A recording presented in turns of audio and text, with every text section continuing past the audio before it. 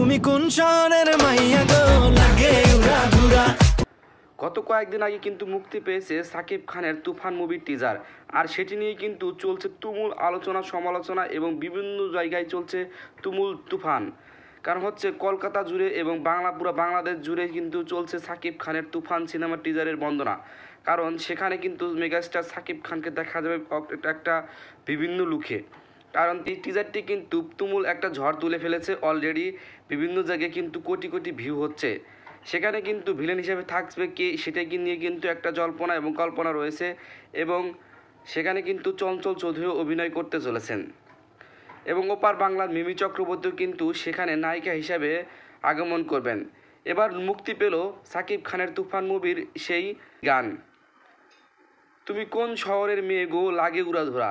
আর গানের চমক দিয়ে থাকছেন সে শিল্পী হিসাবে থাকছেন প্রথমবারের মতো প্রীতম হাসান, এবং সেই গানে দেখা যাবে সাকিব খানের সাথে মিমি চক্রবর্তীকে।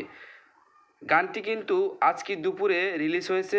রিলিজ হওয়ার সাথে সাথে কিন্তু তুমুল জনপ্রিয়তা পাচ্ছে বর্তমান সময়ে তুফান মুভির সেই গানটি তুমি কোন শহরের মেয়ে গো লাগে উড়াধুরা। অসাধারণ হয়েছে সেই গানটির সুর অস্থির হয়েছে।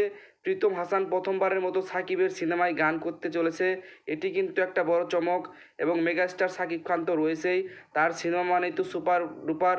তো আপনি কি মনে করেন যে সাকিব খানের সেই সিনেমাটি ভালো কিছু করবে কি না?